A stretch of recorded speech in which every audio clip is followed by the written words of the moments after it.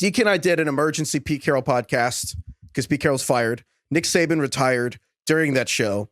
And then after that show, we posted it. Then Bill Belichick actually left the Patriots. Mm-hmm. So we just had like a nice, neat, like end of that whole era of football. Just like nice, neat. Think they wrapped it all up at once. So we'll get to Belichick. But Craig, you missed the Pete Carroll show that we did. We don't have to rehash all of it. DK has a great I listened to it. There you go. DK has a great piece at The Ringer. Yeah, of course. Thanks, man. Check out the piece at The Ringer that DK wrote. But Craig, you actually produced the Flying Coach podcast we did here at The Ringer with Steve Kerr. Sorry, don't make fun of me. Steve Kerr and Pete Carroll. And you actually Steve Kerr, another coach that might be on the chopping block based on the way the season's going for the Warriors. But yes, season 1 was with Steve Kerr and Pete Carroll. Season 2 is with Sean McVay and Peter Schrager. First of all, I listened because I always listen if I'm not on the show, but also I love hearing DK talk about the Seahawks. I genuinely do. There was a work project I was doing a little bit ago, and I had to like learn more about the Seahawks and research about the Seahawks. And it was lovely to talk to DK because he just knew so much, and he sent me all these cool articles, and he also recommended I read Pete Carroll's book. So I read it. Yeah, the one he wrote in 2010. It's called Win Forever, I believe. Mm-hmm. I listened to it I listened to the audiobook, full disclosure. But so you digested the book. I digested the book. The words was are consumed. in your brain. Yeah. But you know what's funny about Pete Carroll is like, he's like, you know how your parents tell you the same thing over and over and you're like, shut up, mom, shut up, dad. Like, yes, this is so old timey. I'm never going to use this. And then you're like 15 years go by and then something happens in your life and you go, wow, my mom was right. Or wow, my dad was right. Or, oh, that point, that lesson that they were trying to instill in me actually makes sense. That's kind of like who Pete Carroll is, where he sounds like an old school cartoon. But then when you actually like, it's like you need the rungs on the tree trunk of life to actually understand more. And it's not like I'm 50 years old, but like I'm already starting to understand what he was talking about based on the book. And my one example is, and this is so hokey, I play in a rec basketball league with some former Ringer guys and other dudes. And it's like an organized basketball league, whatever. And our team is fine. We actually won the title last year. No big deal. But flex. Shouts out Colin Orcutt, Jackson Saffon. But sometimes, it's like if you play a team that's really, really good, sometimes you lose by a lot. And there was one game where we were getting, it was a tight game. And I was thinking to myself, I was like, man, for once, can we ever just win by like 20? Like, wouldn't that be nice? Yes. And then I thought back to this line from Pete Carroll's book where he was like, you should be happy if it's a close game. You know why? You should be happy if you're losing, because that means the other team is giving you the opportunity to compete at the highest level. And I was just like, holy shit, like, this is kind of cool. Like, the game is tight, and that means that we have to try our absolute hardest and perform at our absolute peak and be the best we can be. And if you're up 20, like, what's the fun in that?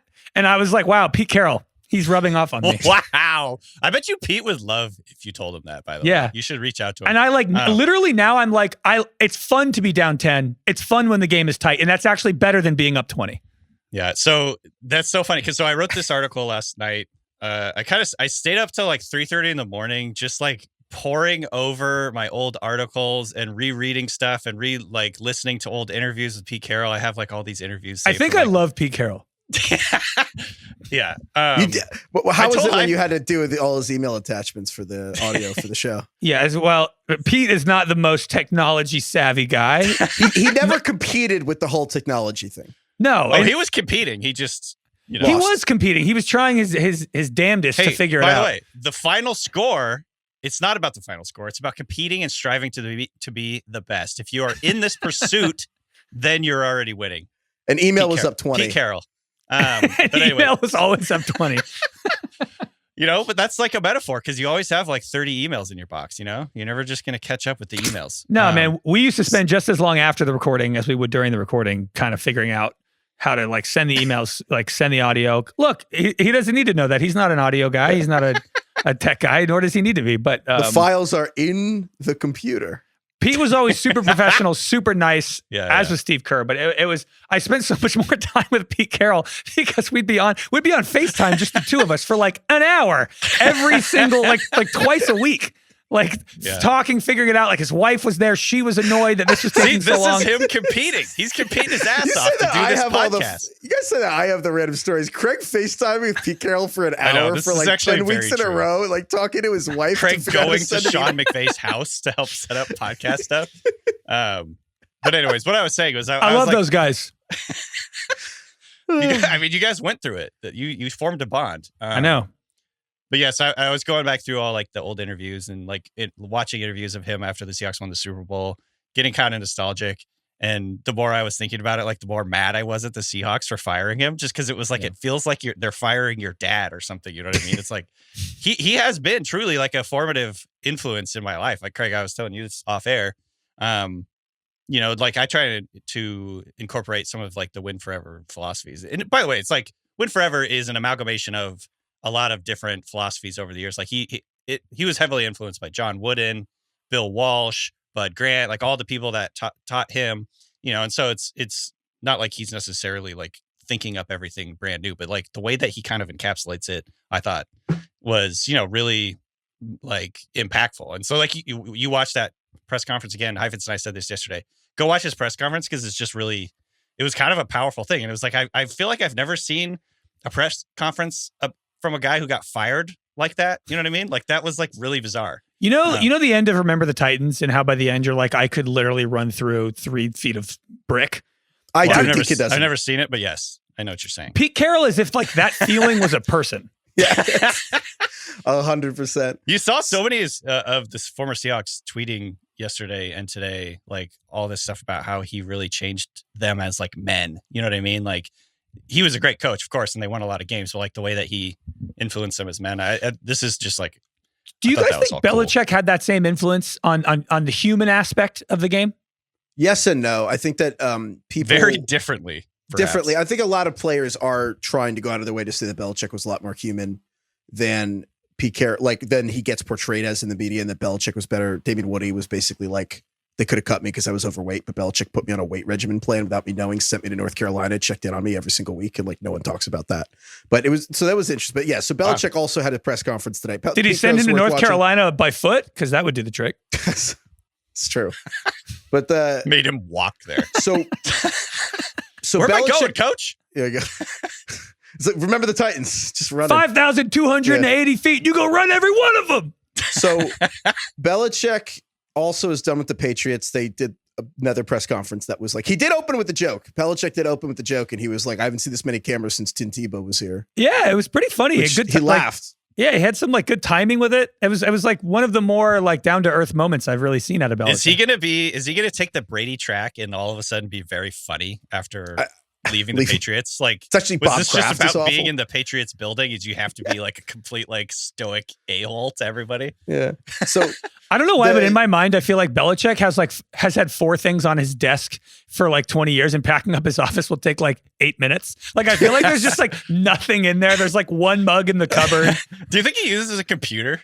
No. Like, dude, I literally think he's going to put a stapler and scissors in a box and then walk out. Dude, Nick Saban did not use email till 2019. Like that is like confirmed. Yeah, Belichick's bringing like weird tech. He probably has like an actual calculator he likes to use. But so the Belichick thing, Justin like the little roll of paper in it, that like scrolls out. Yes, I love that when I was a kid. It's like an antique. It's like a toy. Justin Sales wrote an incredible story on Belichick for The Ringer that if you want to read, you can check out. Did he write that yesterday? Because Jesus, what an amazing feat. It's really good. Or sorry, this morning. He wrote it so quickly. It was incredible. No, he wrote. He got to. He had a little bit pre-written, but the Belichick thing. Just for 24 years, I'm 28 years old. Like Flex. The Belichick era. Big time. Get out of here. The Belichick era is more or less the entire time that I have memories as a person. Like it's kind of like how many things in life last a quarter century? Not many. What year did he take the job in 2000? 2000. Yeah. So I mean, it's insane. But just to try to summarize, Belichick's literally like Kai's entire life has been the Belichick era. Belichick's boat's called no 8 other rings. Patriots. Yeah, I know. I mean, I don't either. Like, no, yeah. I don't remember the Pete Carroll era. Wasn't Pete Carroll the coach before Belichick? I think I don't know if it removed, was, but close. Yeah, I don't remember that. But Carroll was a coach of the Patriots, but I don't think they were concurrent. It's like 97 or 98, maybe. Yeah. It's like too long ago. No one knows. Yeah. Lost to time. Ancient history. Exactly. Belichick's boat is called 8 Rings, which I think is incredible. It's with the Roman numerals too, because he has 8 Super Bowls. People also forget that he just coached Lawrence Taylor, who's casually like the greatest defensive player ever. Belichick Brady, the Belichick Brady Patriots at one point won 17 out of 18 AFC East titles, which is 94%, which is better than Steph Curry shoots from the free throw line. So that's pretty incredible. Belichick Way better than LeBron shoots at the line. A lot better. Belichick coached in more Super Bowls than Vince Lombardi coached for seasons. Belichick coached in more Final Fours than Bill Walsh coached in seasons. Belichick, and then Sales had this great one. Belichick had earned more first round buys than 12 different NFL teams have total postseason wins, which I think is pretty incredible. I always liked Bill's idea that a buy should count as a win towards your record. Yes. Bill Simmons, sorry. Yeah. That's 100% should be a thing because it functionally is the same thing. Yeah. So Bill Belichick, he's a good coach. You guys know that. I think the question is, he's 71, right? And obviously he's old. Pete Carroll's the oldest coach in the NFL and perhaps is out of touch as much as we love the culture stuff. Nick Saban just retired 71 or whatever age he is because he just basically can't keep this up anymore at the level he wanted to. That's what he said. And so Belichick seems like Bob Kraft said Belichick's going to keep coaching. Is there as much as the Patriots have not been great in the last 5 years, DK, is there any reason that you shouldn't just hire this guy? Why would you take the chance that somebody else could do a better job than this guy who is basically the best coach either ever or since Paul Brown 80 years ago? Just hire Bill Belichick, and if it doesn't work, whatever. But how could you possibly find someone more qualified than this? Right. No, I agree. I there's some disagreement. It feels like that he's a good coach, which because he's 71 and how are I get the argument, but go hire him. This is a no-brainer to me. I feel like I've been saying it a while, but I still think even past the coaching thing, the edges that he brings in coaching, strategically. The rules like Heifetz, Craig and I complain about this all the time. There's too many rules in football. No one knows the rule book better than Bill Belichick. He's the best. He's a lawyer, basically. He's made more. He's exploited the rules and the loopholes in the rule book more than any other coach by threefold.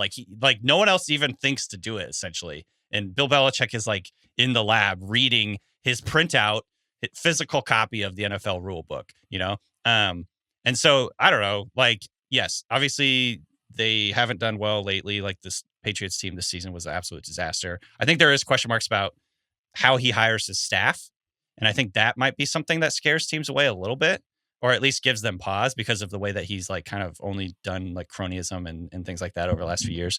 But yeah, at the end of the day, I think his track record speaks for itself.